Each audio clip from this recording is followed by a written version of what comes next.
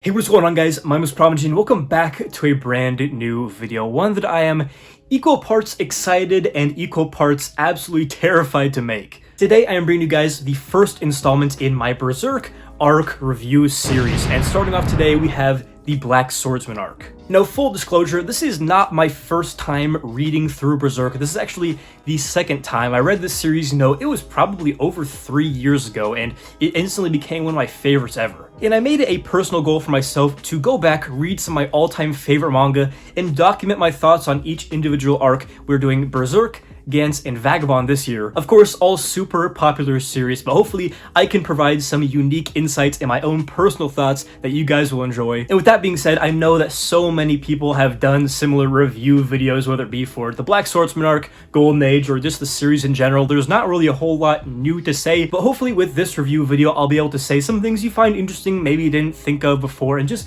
give you guys my unfiltered personal thoughts about this arc. So truly from the bottom of my heart, coming from someone that is kind of nervous to upload this video, I really hope you guys enjoy. But without any further ado, let's start off on the Berserk arc review journey with the Black Swordsman arc.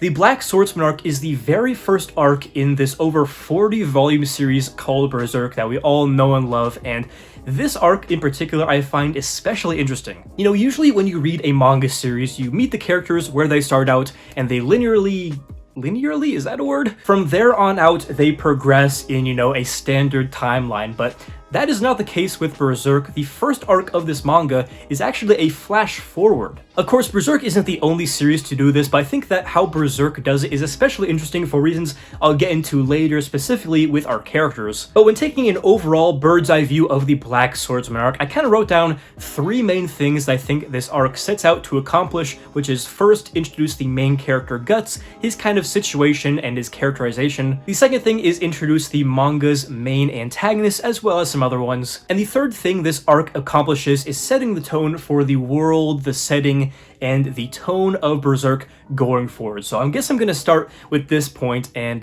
just to make it real simple, this manga is dark. I mean, even just starting from those opening pages of Berserk, this series just hits you with, wow, this is going to be really messed up, isn't it? And a little bit of ThePromG lore that I'm sure a lot of you guys will be surprised to hear, but this is actually not my second time picking up Berserk, though it is my second time actually reading through it. The very first time I got the first volume from Barnes & Noble when I was in high school. And I would consider myself a religious person, though not overly devout. But I just remember picking up that first volume and reading through those first few pages and just trying to get into it and thinking, this is like the most depraved, demonic thing I've ever seen. I just want this out of my house. So I ended up actually just giving that volume to a friend who likes comics, and he really enjoyed it, and I just wanted nothing to do with Berserk just because it shocked me so much how dark and depraved it was. And from that point onward to this day, I don't think any manga has ever invoked such strong emotion in me, whether it be positive or negative. I mean, I was absolutely disgusted, but I decided to give a reread once I'd read some more manga, became more familiar with seinen and other series similar to Berserk, and obviously the rest is history. I think that the dark tone of this series, and just how shocking the imagery and themes and subjects can be, is a very strong suit for Berserk and helps it honestly stand out from the massive other manga series it's inspired. Plain and simple, Berserk is a dark fantasy setting with an emphasis on the dark. I mean, just showing these establishing shots and, the architecture and just the people, you can tell that not a lot of good shit is happening in this world. I mean, our main character is literally born out of a corpse under a tree with a bunch of dead bodies hanging on it. I mean, it does not get darker than that in manga. And aided by Kentaro Miura's beautiful artwork, even though it's not as good or always detailed as it is, in later arcs, it is still fantastic here and really lends itself well to creating this extremely dark atmosphere. Now, one thing I do want to mention before moving on from the setting is, what a lot of people say they don't like about Black Swordsman arc, at least that I've heard, is that it is just too shocking and dark for the sake of being shocking. And I will admit, I'm not a huge fan of those first few pages of Berserk where, Guts is just going to town. I think it feels really out of place and is put there intentionally just to kind of get some shock value from the reader to say, what the hell am I reading? I want to see where this ends up. But the Black Swordsman arc as a whole, I don't really feel is just shocking to be shocking. Of course, there are some really dark and depraved things that happen in this manga, from themes to, actual things going on. But there's also amazing writing and characterization that I think justify what Miura does. It is definitely more edgy part of Berserk. Now, I will say that as we go on, there will be more instances of SA, I'll say, not to get demonetized, that on reread I may think are a little bit extreme, but in the context of the Black Swordsman arc, I think the tone of it, though shocking, is spot on and appropriate.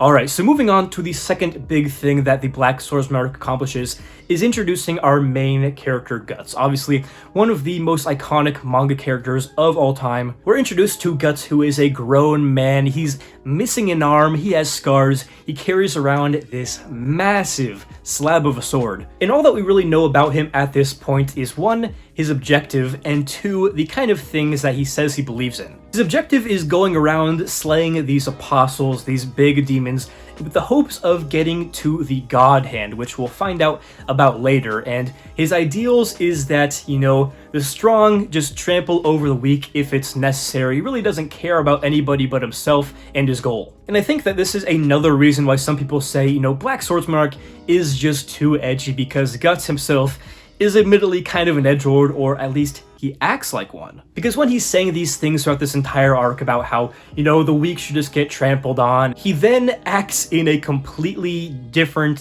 almost charitable way at times. Just completely contradicting this ideology that he spouts off to Puck time and time again as justification to being cruel. Then he'll turn around and put himself in harm's way to do something noble. Which is what I think is the best part about the Black Swordsman arc, is the characterization of Guts. We're not even given that many substantial pieces of information about him or his objective. All that he just has this brand, demons follow him around, he wants to kill these apostles to meet these God Hand beings. But even though we don't get spoon-fed these big pieces of information that we're missing, you see these glimmers of hope, these gaps in his personality that contradict, what he wants to be for himself. And it's honestly a more meaningful way of building up a character than just explicitly laying everything out in front of the reader. Some key instances of this would be where Guts is, riding along on this wagon with this little girl and old man, these skeleton people arise from the dead to attack Guts. This girl becomes possessed, but he hesitates to kill her because, again, she is just a little girl, and ends up getting hurt because he hesitates getting stabbed in the chest by this girl before he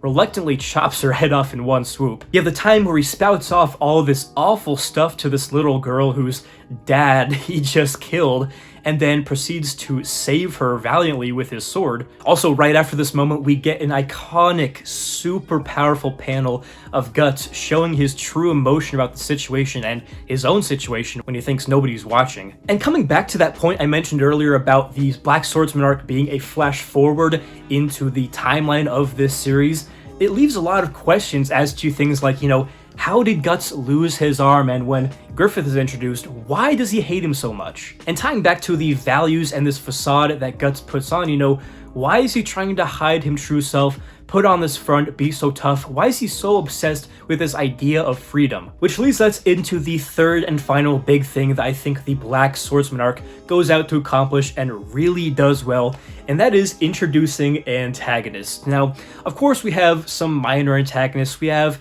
the Count, we have the weird guy with the snake helmet. In the beginning of this series, they're kind of posed as these mini bosses of sorts, still formidable opponents, but Guts, with his weapons and tactics and, sure determination, will find a way to defeat them. But then, after Guts defeats the big slimy slug Count guy, and the blood touches the behelit, we're introduced to the God Hand, which has to be the most badass villain reveal of all time. I mean, not only is the object of the behelit just insanely cool in itself, but as soon as it's activated, we're transformed to this MC Escher world with these stairs that go in impossible directions, and then you have these 5 figures looming overhead. Number one, these designs are so badass. I mean, you have Griffith, you have the guy with the brain, the guy with the tentacles, that woman one, I don't know their names, but each of these designs is so memorable and just so cool, plain and simple. But what I really love about this antagonist introduction is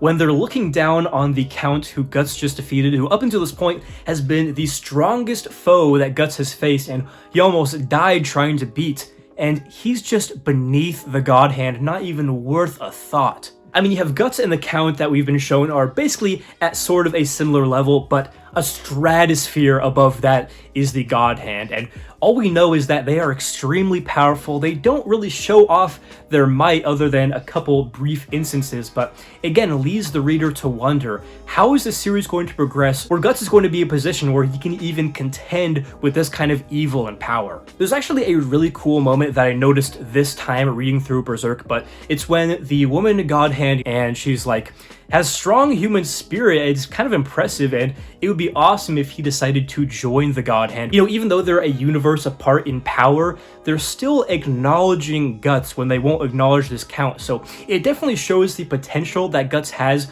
going on in the series, which only further fuels the intrigue the reader has as to how Guts is going to achieve this goal of defeating these antagonists. But enough about the other members of the God Hand, let's talk about Griffith. In my opinion, probably the best manga or anime antagonist that I've ever personally read. I don't think that's a hot take at all. But one of my favorite moments in this entire series is in this arc. The first moment where Guts is reunited with Griffith. I mean, just the pure rage that is displayed from Guts here is really powerful. And again, as this is a look forward into the series, it just makes the reader wonder, what did he do to make them niggas that mad?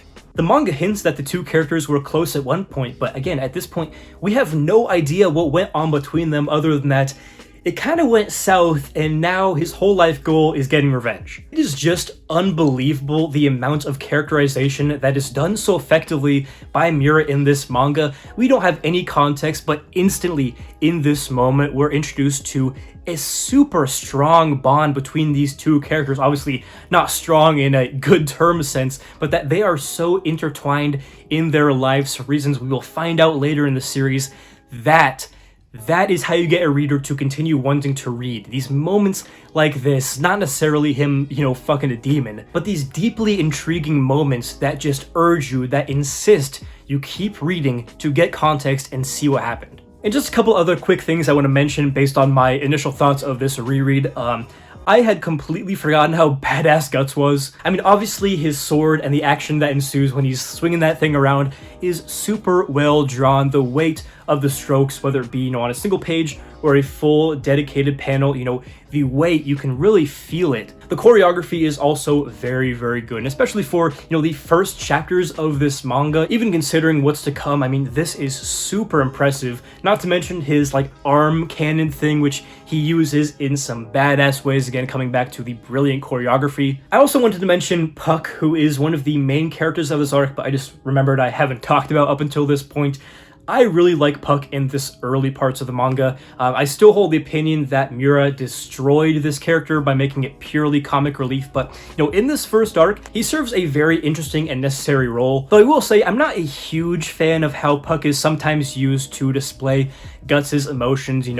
Pixies or fairies or whatever can feel others' emotions, and he'll just say, such pain, such anguish. I feel like that's a little bit lazy, but I'm not offended by it. I also wanted to mention some amazing imagery I noticed this time around that really emphasizes the hopelessness and despair of Guts' situation, obviously being with the brand of sacrifice and, having really no escape from his situation. There's this part where he's running from the weird zombie baby thing, and he steps on a spike and can't get out. I mean, just that imagery and that feeling alone is super depressing. And this other shot that sticks in my mind is the one where this eye is looking down on him, that, he'll never escape his fate. They'll always be watching, similar to the skeleton army or those demons saying, we want your heart, you will never be free.